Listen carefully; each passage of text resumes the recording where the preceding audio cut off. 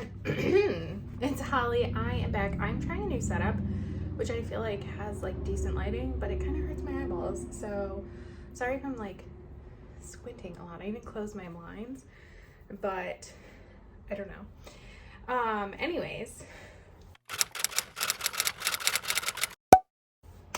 I am back with another like romance recommendation video, and I couldn't pick like a trope or anything, so I decided it's just gonna be like a medley, a little mix. Most of these are books that I have read relatively recently, and so really this is just my excuse to briefly talk about them.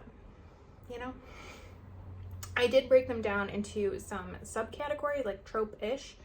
I thought I heard a cat behind me, but I'm pretty sure it was just me moving. Anyways, so first is like dark / suspensey books. So the first one is one I've read very recently, and that was a cat, is Arran's Obsession by Jolie Vines. I'm now like kind of slowly making my way through her books. This is the first book. What is the series called? I don't remember, because one is like Skeleton something, I think, and then like she's doing like a spin-off series.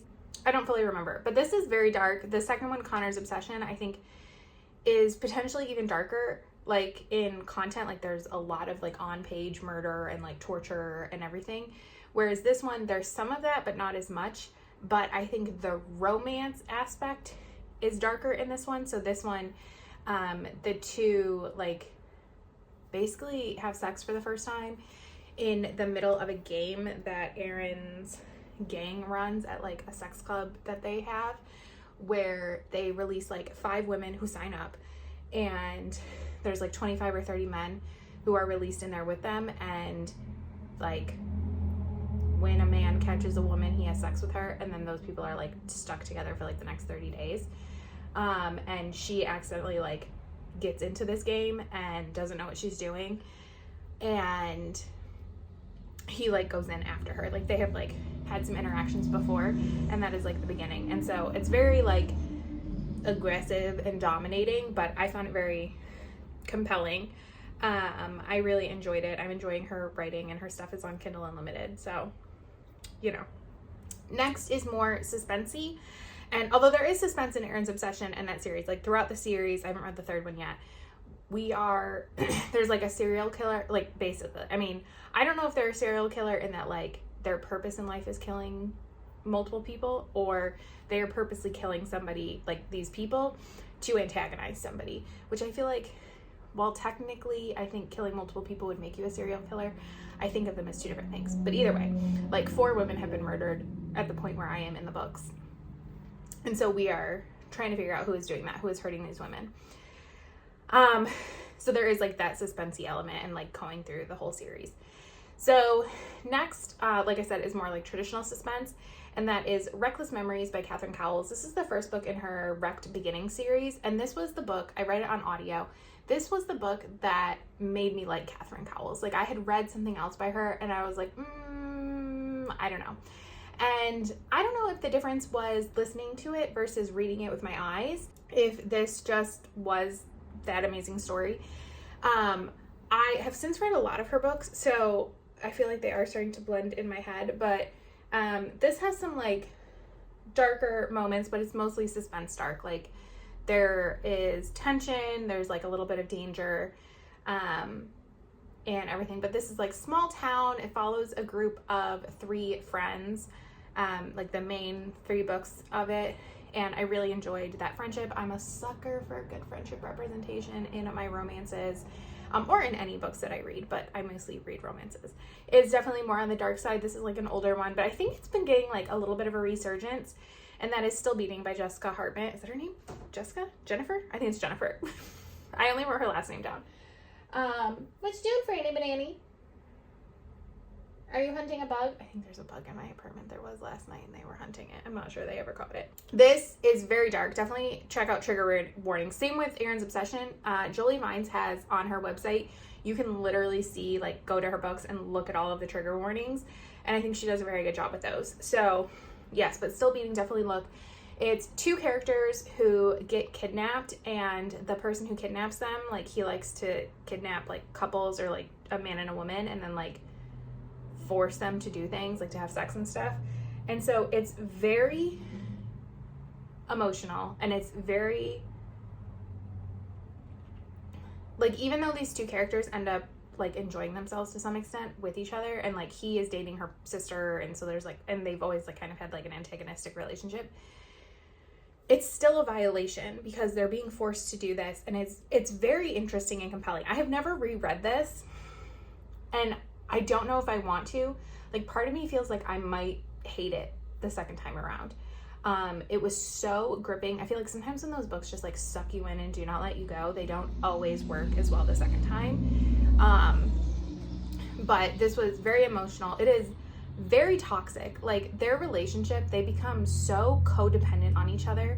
And I think that's like, when people don't like this, I think that is a huge part, like a huge turnoff for them, is their relationship. Like, their relationship is not healthy. And like, I don't think we're supposed to think it's healthy, but it's just their relationship. It's kind of like how I look at Lily and Lowe from the Addicted series by Kristen Becker-Ritchie. Like, they don't have the healthiest of relationships, but they do work on their relationship, and it ends up being the right relationship for them, but it's definitely not an ideal situation, you know?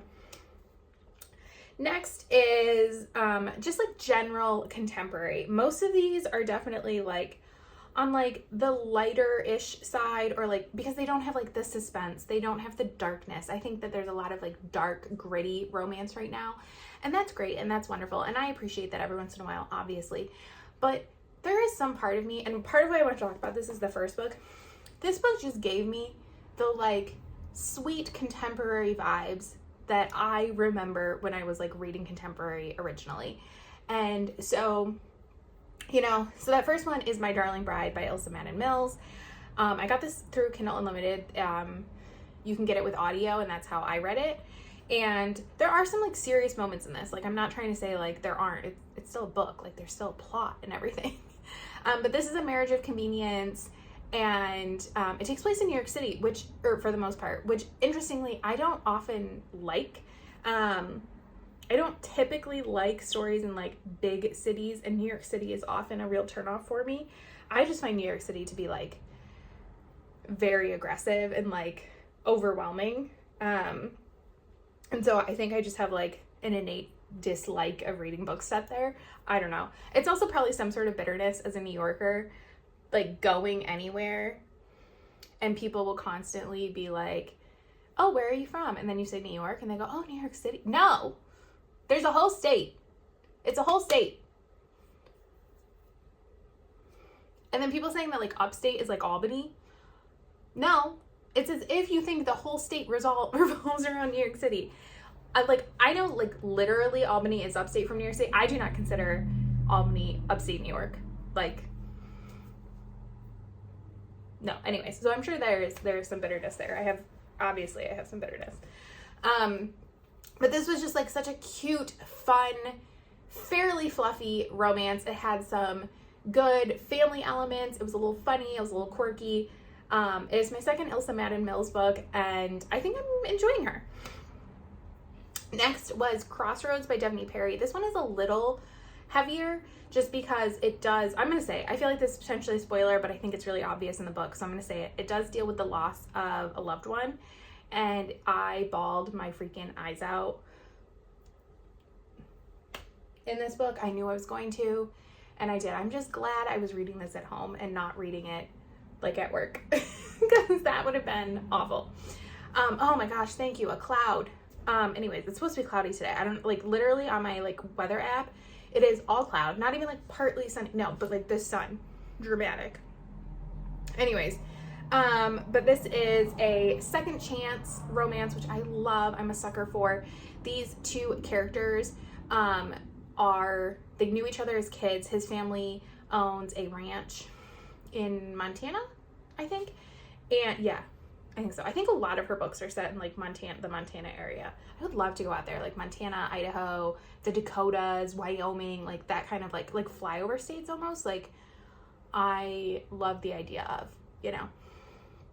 So they run a ranch, and growing up, her family would go there in the summer for like a week, and she just like, they grew up and like they got to know each other, and the son's coming back, and they ended up kind of building a relationship, like they slept together, all of this, and now she has come back and bought the ranch, and he is so mad at his dad for selling it to her, and she's trying to turn the ranch around, and there's all these things going on, and it was an amazing second chance romance. I love the setting. It kind of has small town feel. I mean, it is a small town, but I feel like the ranch more serves the purpose of a small town than like the town being the small town. The second book in this series, I believe it's called Sunlight, feels a little bit more like you like broaden a little bit to the town. But yes, so I have enjoyed all of the Devney Perry I have read. Next is The Last Guy on Earth by Sarina Bowen, which I believe is her most recent romance release. It came out earlier this year. Full disclosure, I did get an arc of this. I am on Sarina's arc team, but this was just amazing. This was a new, I don't know if it's going to be a series or not, but it was a male-male hockey romance, and it takes place like in the same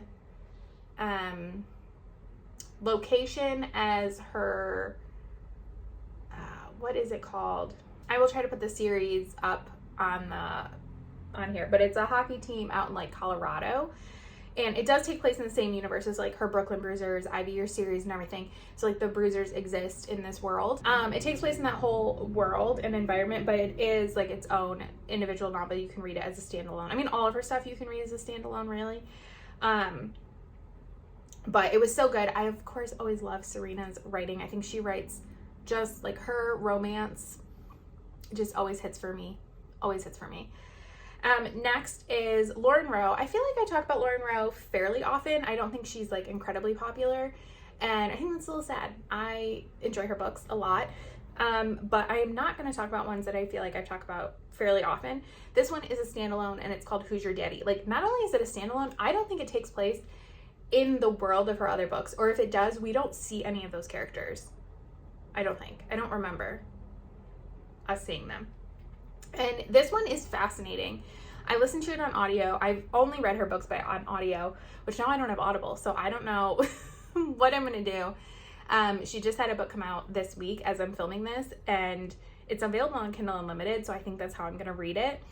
But it'll be my first time reading one without audio, which is especially weird because like a lot of her books has music, and that's part of the reason I like listening to them on audio. This one does not. We do not have a musician. This one, there is a woman, she has a daughter. I think she's like 5 or 6. Okay, I'm sitting here editing this in my pajamas, and first of all, a lot of these descriptions are horrible, but the one for Who's Your Daddy is particularly bad, so I'm going to read the synopsis for you off of Goodreads. So it says, Maximilian Vaughn, I forgot his name was Maximilian. Once I saw Marnie Long, a sassy, sultry, charismatic older woman in a bar, I couldn't peel my eyes off her. I wanted her, at least for one night. I'm way too busy with my career these days for anything more. As it turned out, after recently getting burned, Marnie was on the same page as me. All she wanted was one night of fun. I was happy to be of service. What I didn't expect during our night together, however, was how deeply we connected. Also how much I was dying to see her again the next morning. Marnie Long.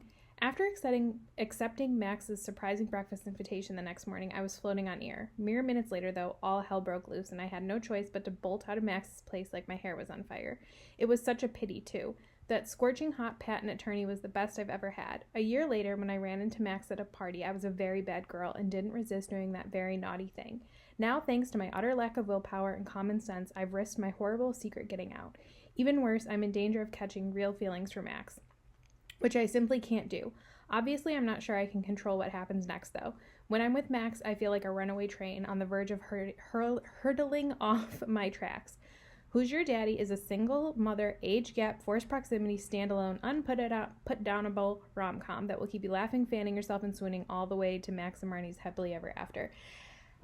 And this book is so unhinged.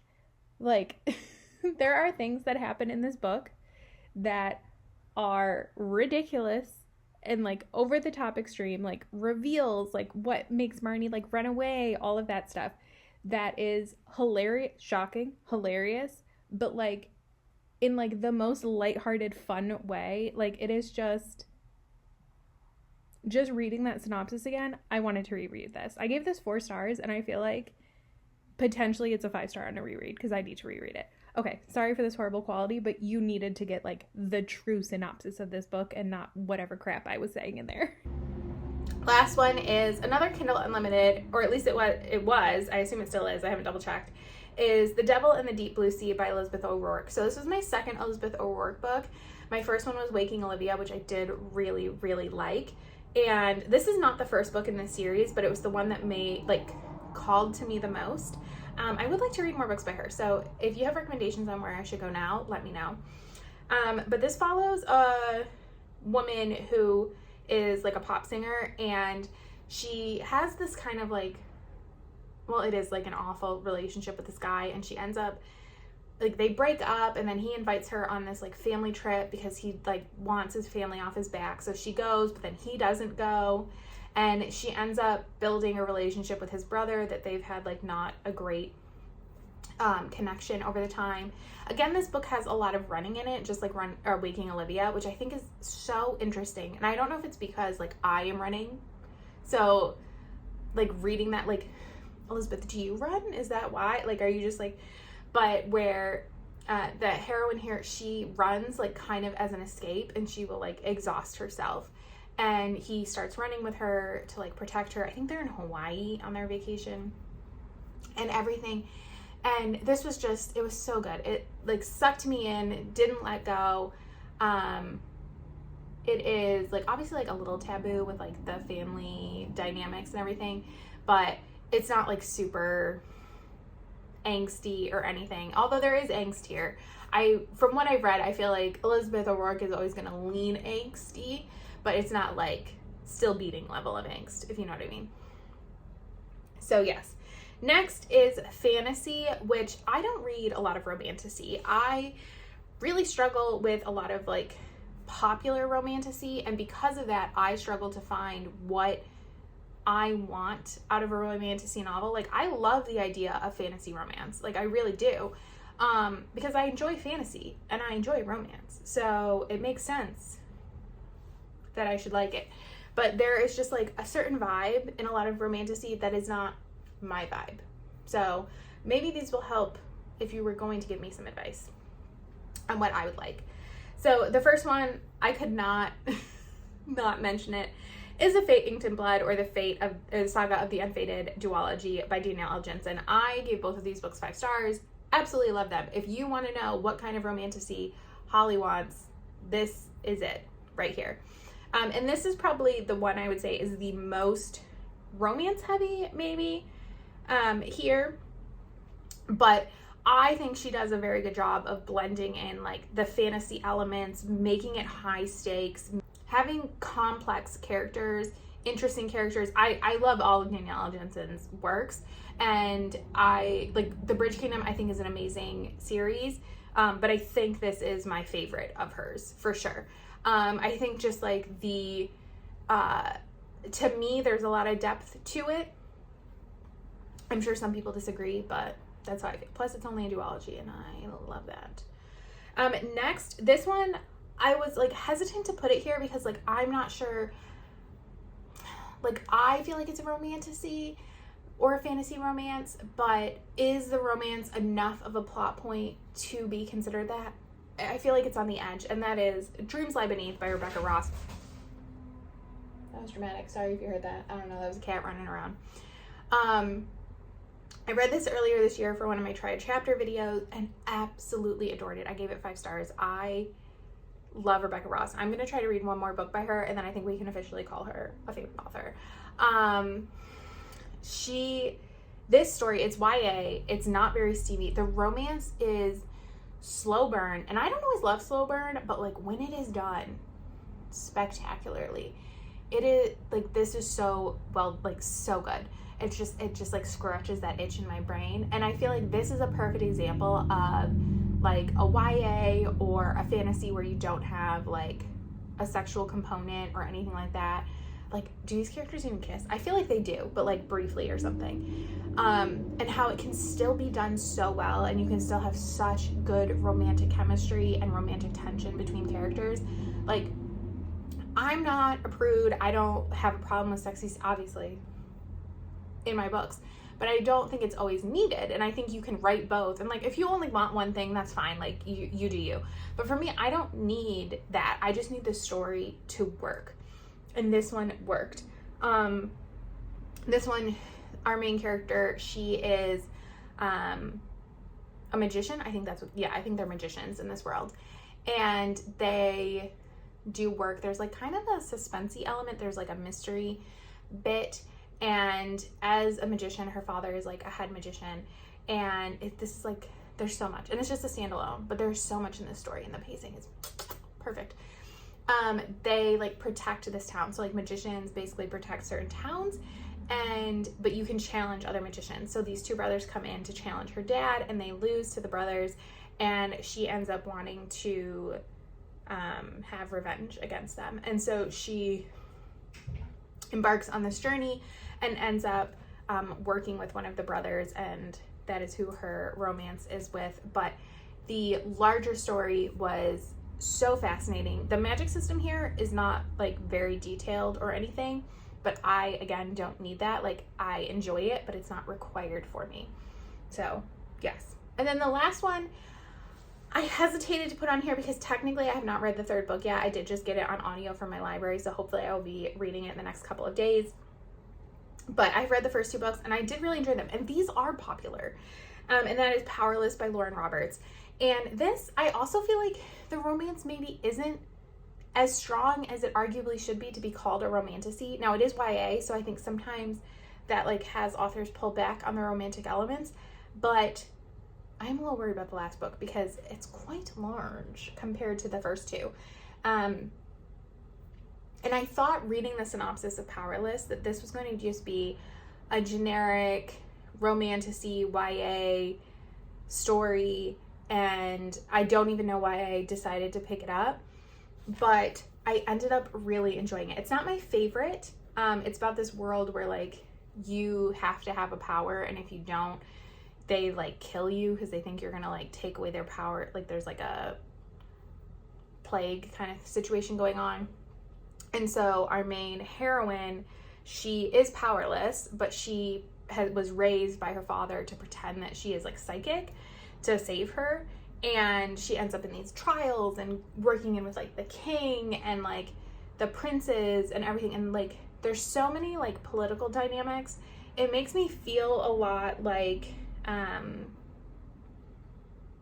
Defy the Night by Bridget Kemmerer. I feel like they have some similarities, and I think that's what I like about this. Like, I wouldn't say like they're not like copies of each other or anything, but they have some similar like setup moments or stuff like that, and so that's what I like about it. But like I said, I hesitate because I think I've heard some pretty negative things about the third one, but at the same time, I feel like sometimes I have alternative opinions about books like this, so maybe that's not a bad thing. Like I said, I am worried about its length. I don't understand why it's so long. Sometimes I'm like, did you not plot properly? Like, are we just dragging things out? I don't know. So, yes. But those are just some random romance recommendations that I thought I would share. A lot of these are books that I've read in the last like 6 to 12 months.